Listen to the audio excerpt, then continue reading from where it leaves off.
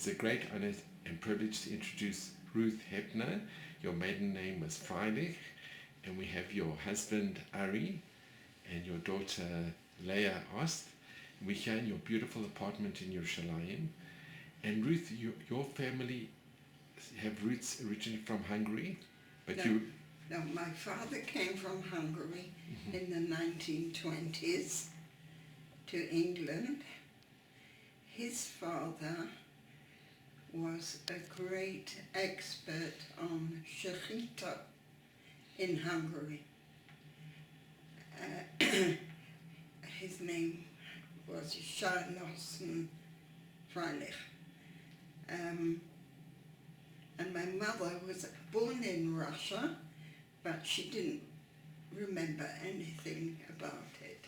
do you know which town in Hungary they came from? Sobotka or Subotica. However, there are two pronunciations. And did they ever speak about, did they used to speak to you about their growing up in Hungary, or? Not a lot. Unfortunately, my father died very young, and I was only about 12 when he died. And we hadn't, we didn't, I'm the youngest of 4 girls, and didn't think to ask him about his life in Hungary. His own mother died very young, and he was brought up by my grandfather's second wife, who was very good and brought the children up and had more children. So my father had several half brothers and sisters, or step brothers and sisters. I'm not sure what the right terminology is. And his father, who was the expert on the shechita, had actually come to England to make some studies in the London, in one of the institutes in London. And my parents, that was in the 30s, and my parents begged him not to go back to Hungary because it was already, but he had his second wife, etc., etc. And he went back to Hungary and died in Auschwitz. Yes. And can I ask, where did you grow up in London? I didn't. Well, I was born in the north of England. Oh, not in London. In a place called West Hartlepool, which was not far from Newcastle and Gateshead. And why was I born there? Because my father was the minister. That was the terminology then. He did everything in a very schwach community in West Hartlepool. He did everything. He was the shochet, he was the teacher, he did all the davening. Yom Naroin, he was on his feet the whole time. It wasn't a case of he was Baal Shachris, or he did everything. He blew the shofar, he spoke and wrote English very well, spoke as well. And so that was in West Hartlepool. Then he got a position in a similar position in a community in Bolton, which was very near to Manchester. And we lived in Bolton, and unfortunately he passed away in Bolton at a very young age. I think he just had worked too hard all his life. So my mother's parents, my mother had been brought up in Leeds, where there was quite a Jewish community, and her parents were buried in Leeds, and so she felt that the right place for my father to be buried was in Leeds, and he was buried in Leeds, and we used to go there every year, Arie and I. But then the cemetery was at the top of a very, very steep hill, and they discovered that there was a tin mine beneath, and that there was danger of collapsing and so on. So we couldn't go to the cemetery anymore.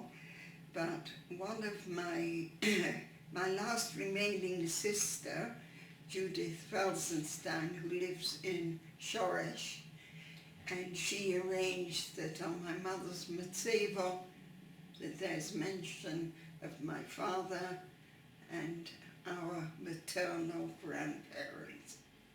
Do you know if the cemetery still exists? The cemetery still exists, but nobody can go there. And growing up, did you ever go to Gateshead?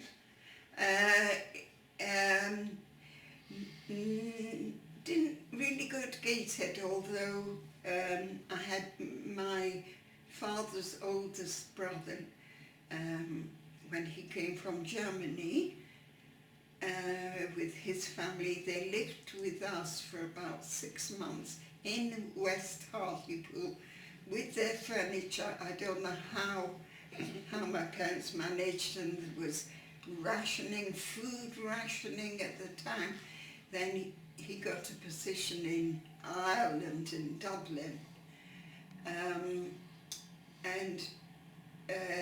but my second oldest sister married very young, and she married, her husband was in Newcastle.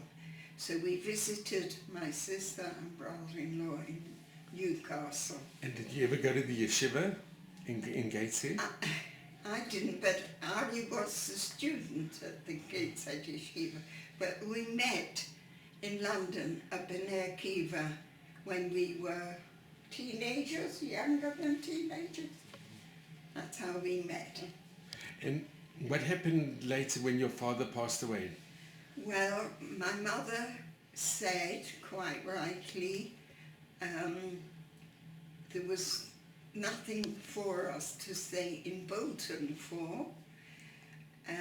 My oldest sister was already teaching in a Jewish primary school in London, and my second oldest sister, as I said, was married and living in Newcastle. And one of my father's half-brothers lived in London, and so she said, well, we'll go either to London or to Newcastle, and fortunately she chose London. So we came to London in 1950, and she was very brave. She had 3 unmarried daughters. I was the youngest, as I said, and she took in continental teenagers one at a time, because we had a small house, who wanted to learn English in England. So that's how she had some sort of parnasa. Were they Yiddish teenagers? Yeah, yes, all Jewish, yes. So can I ask you, during the Shoah, during the Yes. the Holocaust, unfortunately, were you in Bolton growing up? We were first in West Hartlepool, and then in Bolton. And in West Hartlepool it was near the coast, so it was quite dangerous.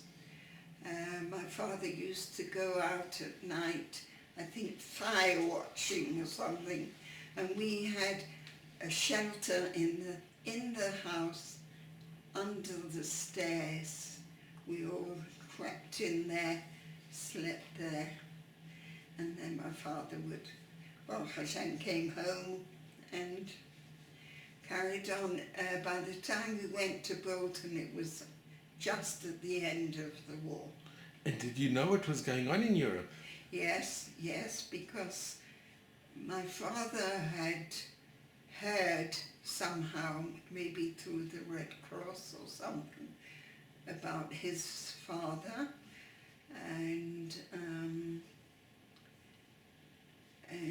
yes, they knew about it, and we used to go to the cinema, to the pictures, as we called it, not movies, pictures, and there were always newsreels about what was happening, not the camps, but the bombings and this and that. So we knew what was going on. And when did you first learn about the camps, that there were such things as that? I suppose when we were in Bolton when I was about very young. We knew about the camps. We knew what was going on and what that our paternal grandfather had perished, and several of his siblings also, and yeah. And did you ever meet any kindertransport or any refugees that came through? Not then, but since then, as an adult, I've met quite a few. Hannah Greenberg, one.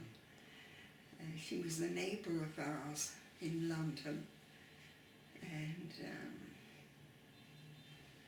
yeah.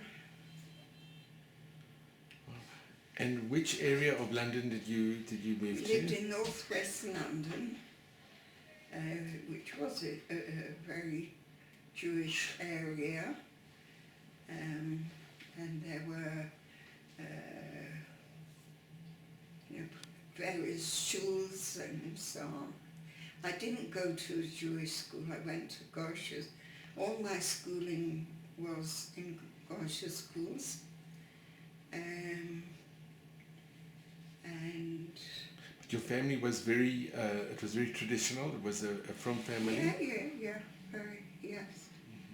I mean, when my mother had to go to mikveh, I was sort of relishing till she came back, because there wasn't a mikveh where in the town we lived. She had to travel, and it was quite something for her to do. Yeah. And do you remember in 48 when the state of Israel was declared? I think so, yes. It didn't mean so much to us, really. It just seemed like, a dream sort of thing. That Israel had become a real place. And I often think, if my father could have visualized that we would all be here. Amazing. But my mother always said in London she wanted to be buried in Eretz Yisrael, because she believed, and she was 100% right, that all her 4 daughters would be here. And that materialized that? She felt very strongly. One Auntie Blossom, and at least one sister was already in Israel. And Auntie May. And Auntie May, two of her daughters. And Azoy's Gavain. We all, yeah, well. And did your mother ever come? Your mother, did she ever visit? She visited, yes. She was here a few times, yes. And she is buried here? She's buried here in Petah Tikva, Segula.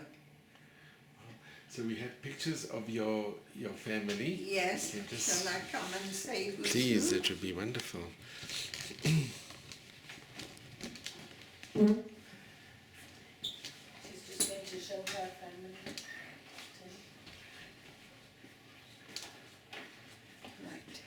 So on the top row, that's my father as a young man in Hungary. This is my mother's father, who died as a young man, quite a young man. Do you remember his name? Chaim Levine, and settled in Leeds. And that's my father's father, Yeshaya Nosson Freilich, who was the expert on Shechita. He wrote a sefer. Yes. What's it called? Never mind. And that is my father's mother, Bluma. These are very special. This is my parents' wedding picture in Leeds. This is a cousin of my father, a Hungarian cousin. She married but never had children of her own, Auntie Honor. And where did she live? She lived first in Ireland because she married a man who lived in Dublin, Würzburger, Boris Würzburger. Then when he was nifter, she moved to London. This is my mother and her mother, who we call Bobby. And where was the picture taken? It was taken in the garden of our house in Bolton. And Bobby never spoke English, she spoke Yiddish.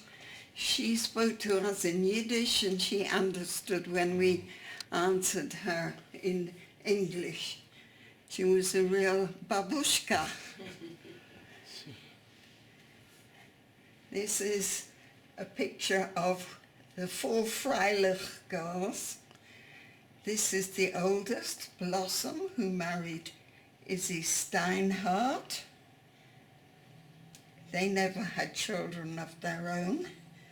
This is my sister, May Moore, who made Aliyah and lived in Jerusalem because their 2 children had already made Aliyah. And this is Judith and Arnold Felsenstein, who made Aliyah and now live in Shoresh. That's amazing. And Ruth, can I just ask, because Yeah. your parents, did you want to join B'nai Akiva, and were your parents okay with you joining B'nai Akiva? Were they what? Did they approve of you joining B'nai Akiva? Well, my father was no longer alive, but my older sisters, they had gone to Jewish study groups, it was called. Yes, he was happy with that. Yes, he was happy with that. And by the time I met Arie in B'nai Akiva, my father was no longer alive. I think he would have approved. This is wonderful. So how old were you when you met your husband? About 13. About 13. So now we're going to speak about your dear husband. So you've known each other since you were around 13? Youngsters, yes. He's a year older than I am. Your turn, Dad. We want to speak about your family. Okay, so Arie, it's a great honor to be in your home. If you could relate a little bit about your family, your parents, where they came from. I know they came from Leipzig in Germany. Do you know any information when they came through? Where you were born, you were also born in Germany? I was born In Germany. in Germany. Leipzig. Yeah, in what year? 1936 you were born. 1936. I don't remember it, but so I've been told. And Arie, do you remember anything about Germany being growing up, or your first recollections in Leipzig? Not really sure. There's Your father came from Mesrich, right? There were two Mesrichs. He came from, was it the Russian one? Polish, I think. His father came from Poland or Russia? Polish. His mother came from Hamburg. From Hamburg. Yes. Her father was a Rosh Kohol there. In Hamburg. In Hamburg, yes. In the big shul there. So, And when did they decide to leave Germany? sorry, When did your parents decide to leave Germany? Germany. it was before the war.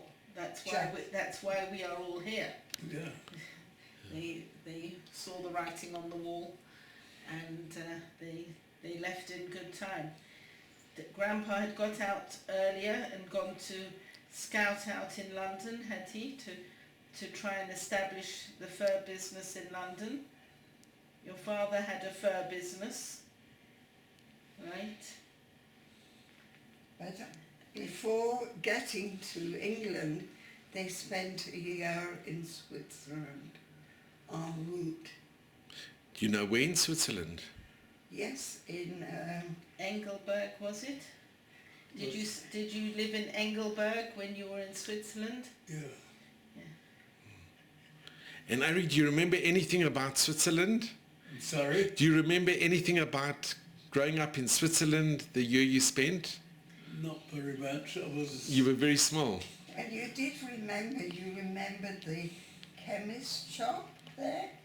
No? When you went back to visit on holiday once, Yes. you remembered a lot of the things from previously, I believe.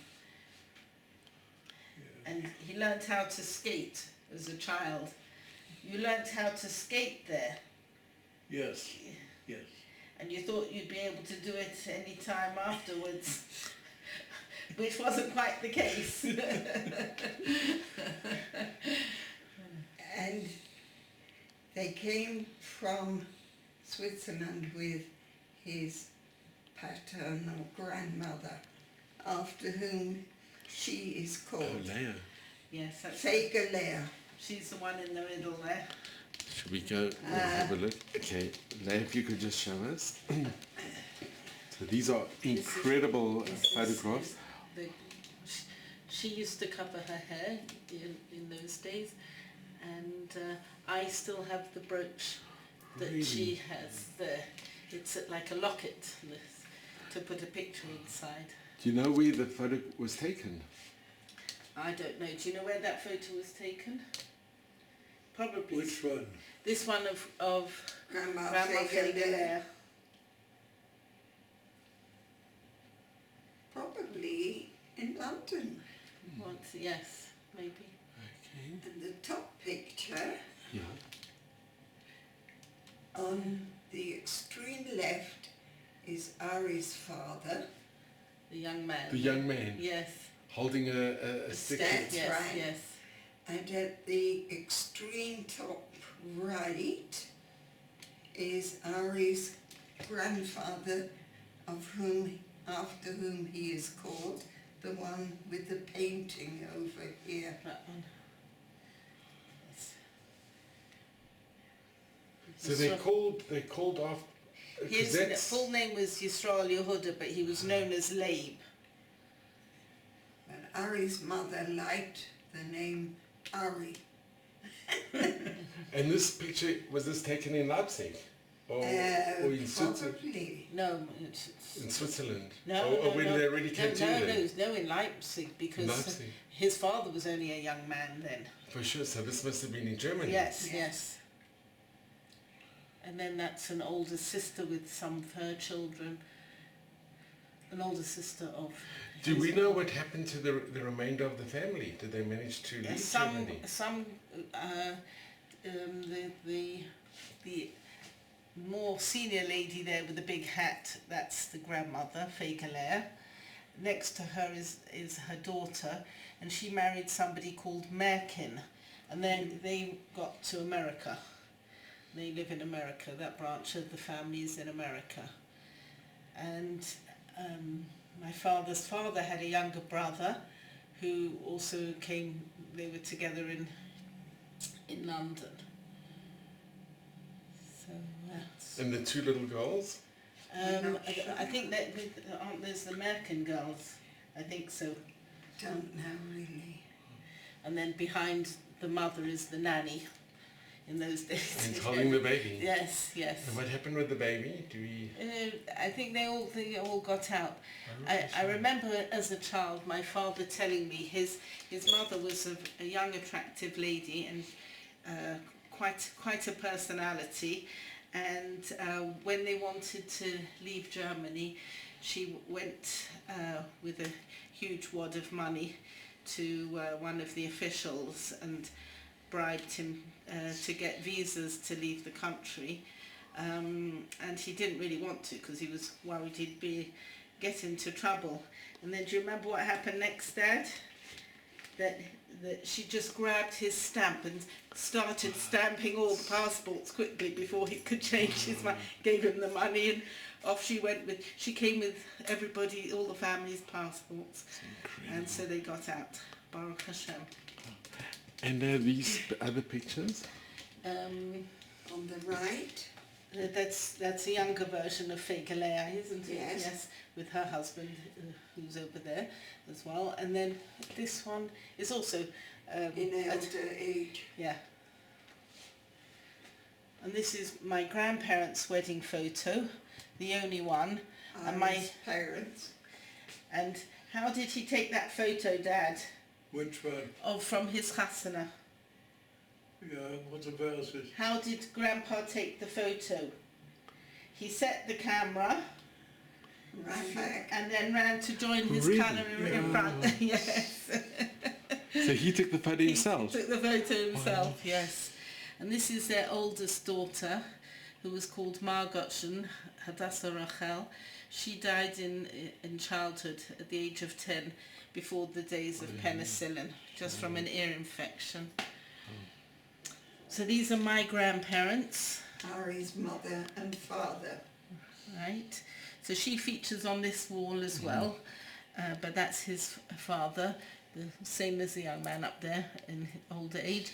And this is my father's, unfortunately she's no longer alive, but after Margotchen died she was like an only child till my father was born. She was about 9 years older than you, Auntie. More, Edith. 10. 10. And Auntie Edith was considerably older than you, and that's her late husband, Manny Klaus, and neither of them are alive, unfortunately, now.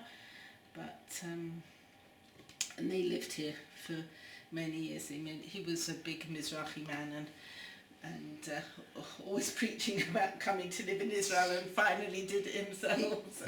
he came from Frankfurt am Main. Yeah. And this is such an amazing picture we have. This Yes. is an original Oil portrait. painting, Oil yes, painting. yes. We had a job getting it here, but Baruch Hashem survived the journey. Thanks to your packing there.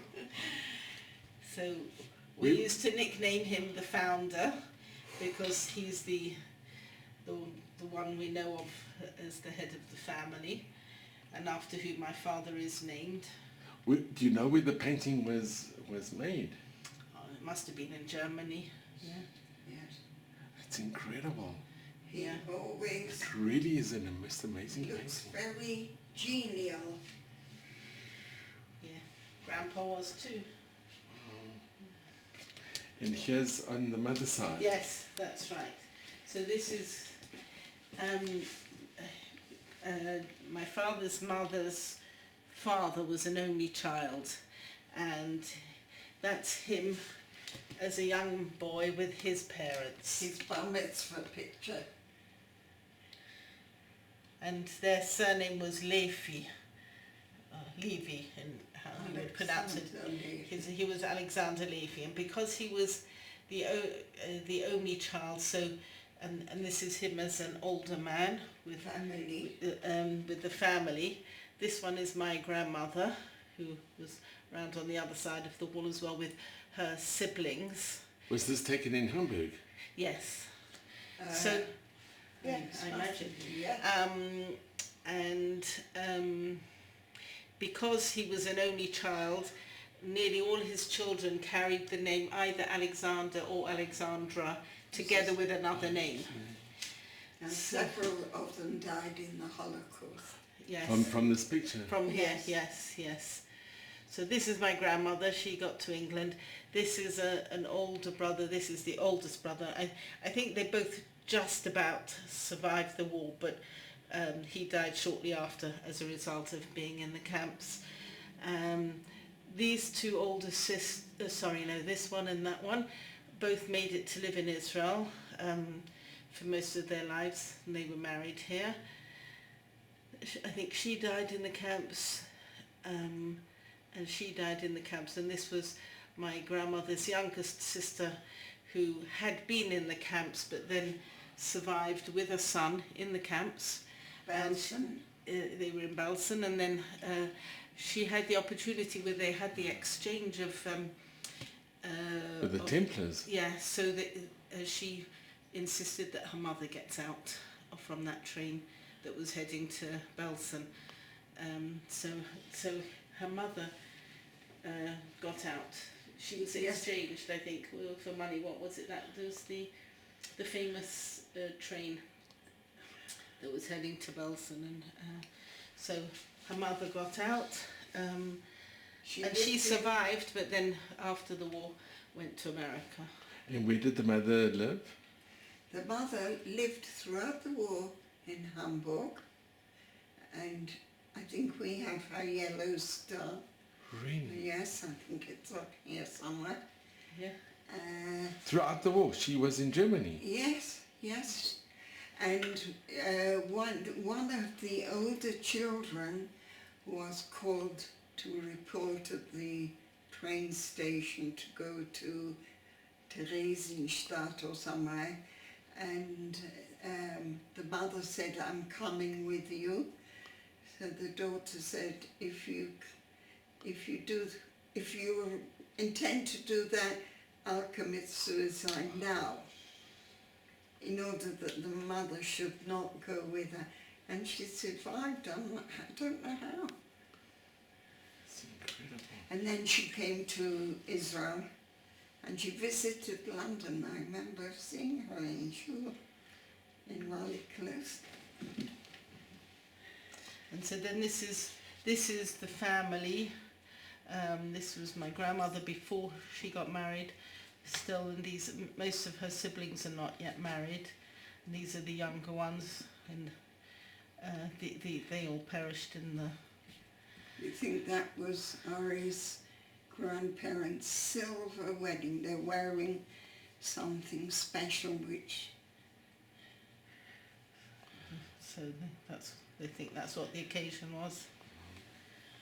And this is that family, but at a younger stage. And here it says from Berlin. Sorry? Bible, it's embossed Berlin. Berlin, it was yes. the photographer. The photographer, yeah. Ah, never thought. And this. Sorry, that's. And this is Arie's mother and father here. And they were older. And these were her parents. Sorry, I which think one? Franz on. That's the grandparents. Yeah, Yeah. her parents. So this is a very old, the small picture is a very old picture. Yes, very old. It's very fragile. Has it always been in this frame? It's a very... No, it's not always no. been in that frame. But, and this picture? And this is, I think, her mother. I think. I'm not sure. So that would be Arie's mother's grandmother. So Arie's great-grandmother. Great man. Yeah.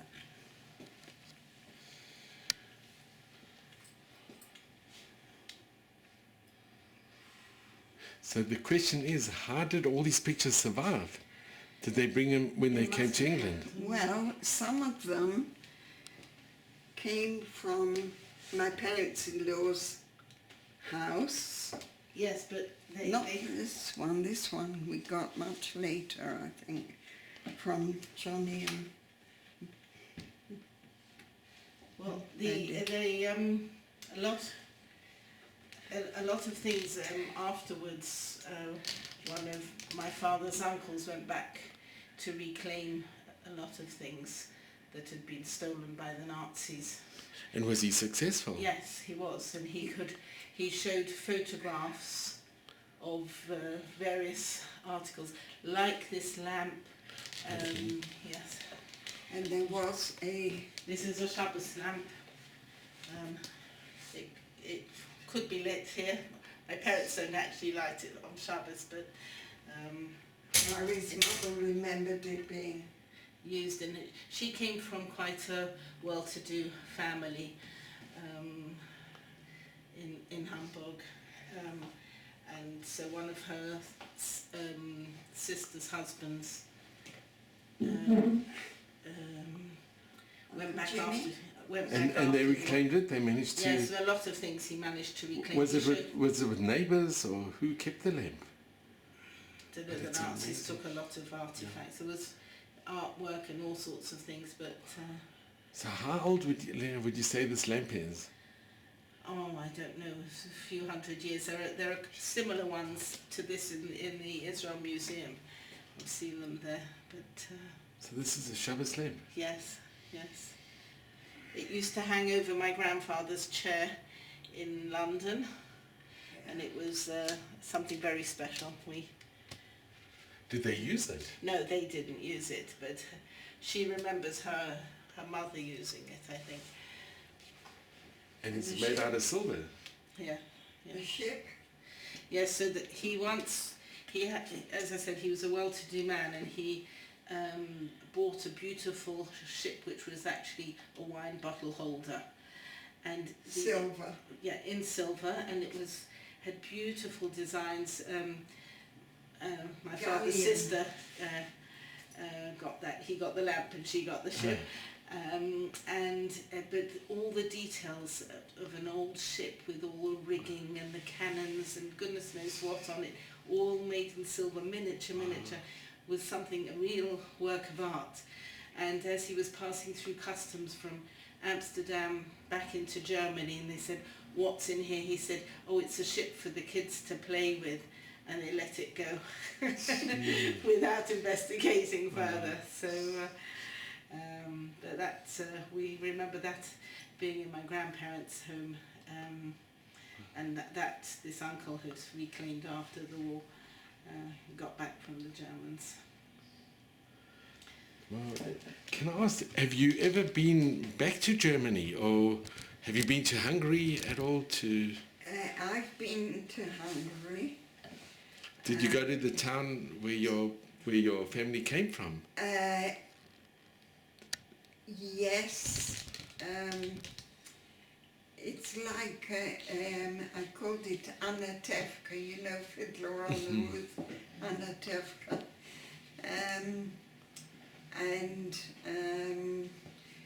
My brother-in-law, the husband of one of my sisters, he had to go to Hungary on business. So he asked my sister and me if we wanted to go, and of course we said yes. And it was very interesting, and we went to Szeged as well. Have you heard of Szeged? Yes. We went there, and it was very, very interesting. And Arie, in business, he was working in the family business, which was dealing in rabbit furs. It wasn't expensive, but rabbit. And you went back to Germany on business.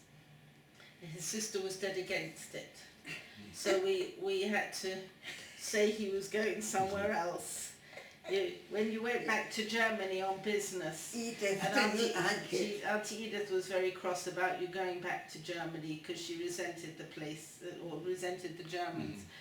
And so we always said you were going somewhere else. But you did go back on business, but I don't think to visit.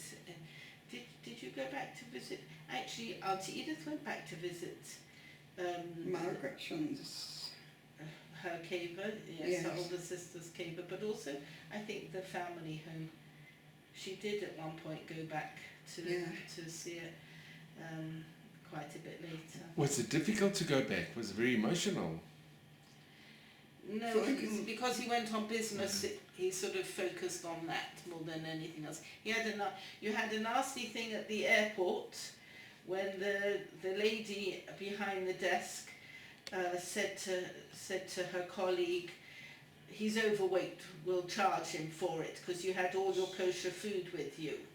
And she was speaking in German, not realising my dad still spoke fluent German, and you complained in English to her, and no, that's it, you have to pay this huge fine for all your kosher food that you're taking. So you said, can you speak to the manager? And when the manager turned up, you started speaking to him in fluent German. This woman didn't know where to put herself because she'd been saying things about him in German, not realising that he understood it all. Yeah, I remember you telling me that. I was a teenager then when you went there on business, Dusseldorf.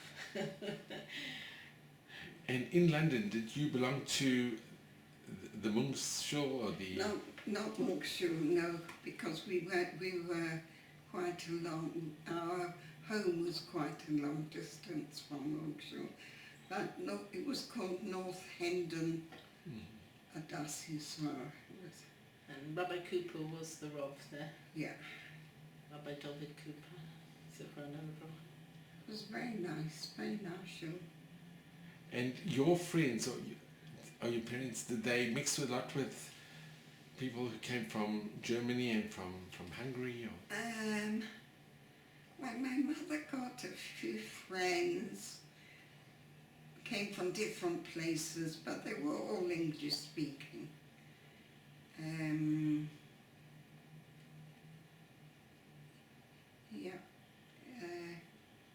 Yes. Your parents hosted a number of people who were escaping from Germany.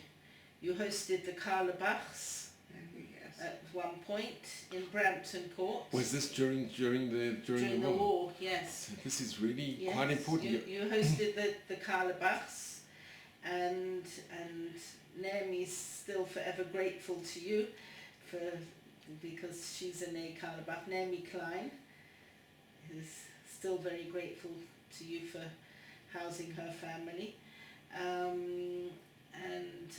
Also you lived in Brampton Court in Hendon, and that was quite near the Hendon Aerodrome, wasn't it?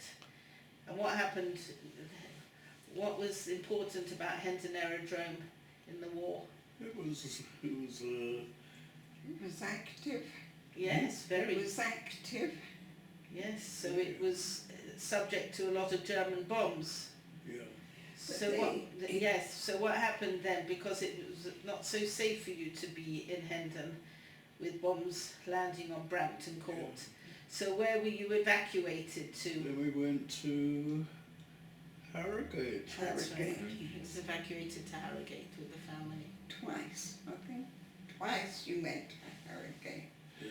And your father stayed in London in the business and came to Harrogate for Shabbos. And what do you remember about hosting the Karlebachs? If you remember any... I missed that. What do you remember about hosting the Karlebachs? Hosting the Karlebachs? Yes. Felix and... what was her name? Babette? I think so, yes. What's that? Felix and Babette. Yes. They became very good friends. Did they stay quite a while with the family? I don't know how long exactly, but they took them in? Yes, they took them in. And my grandfather, Zichron el Bracha, had to go back to Germany on business, And any time he went back, he'd try and bring out another family with him. Yes, you remember you told us this story about the border, at the border, and when they asked Grandpa, you know, how many rooms do you have in your house? And he gave a number, and then they checked with one of the younger kids and said, how many rooms do you have in your house? And of course the number didn't quite tally, Right. and he slapped the child and said, what about the room in the loft? You forgot that one, you know, because I mean it could have been very dangerous otherwise. He was posing as the father of this family in order to get them out. And they managed to get them out? Yeah, yes, yes. So they actually saved Yidden. They Yes, saved... yes, Baruch Hashem, yeah. And my late grandmother, what was her favourite pastime? Your mum. What was one of her, she was very famous for? Making lots of shidduchim.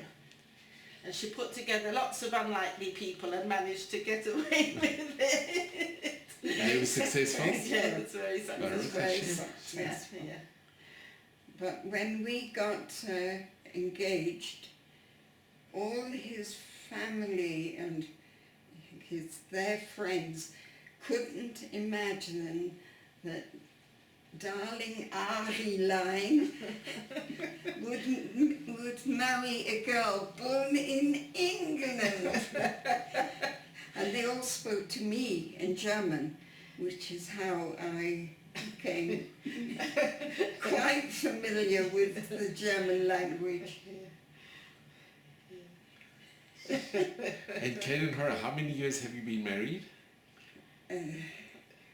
Got married in 58, so it's It's going on for 64. 40, 62, yes, 64. over 60 Baruch years. Hashem. Baruch Hashem. Baruch Hashem. And when did you come to Israel?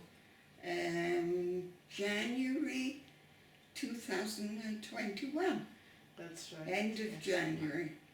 And you happy you made the move? Oh yes, yes. And we have more grandchildren and great-grandchildren here than we had in England. And they pop in. They mostly live in Jerusalem area. They pop in and it's very nice. So it's wonderful. On Thursday you're going to have a bris and are you Yes. going to be the Sunday? Yes, So that it's is just, very it's such didn't wonderful. expect No, that. I didn't either. Very It's nice. lovely. So if I can ask, what message do you give your children and grandchildren and great-grandchildren? Baruch Hashem, they're all Datiim and all well brought up, and they should continue. Giving nachas to all the family. My father, I was one of three, and two younger brothers, and one of the things that you brought us up with, almost with our mother's milk, was Hachut HaMeshulash Lo Bimhera Yanotek. What was that? Hachut HaMeshulash Lo Bimhera Yanotek. And you told us that through thick and thin we have to be b'shalom with each other. You told me, Yecheskel and Gershon, that whatever happens, there should be no machloikas between us. We should always, and I've tried to part that on to my family too. Right? It's a very important message. Yeah. And Arie, is there any message that you... Sorry? Any message that you give to your children and grandchildren? No, they're fine children. Baruch Hashem. Well, he did a grand job bringing us up.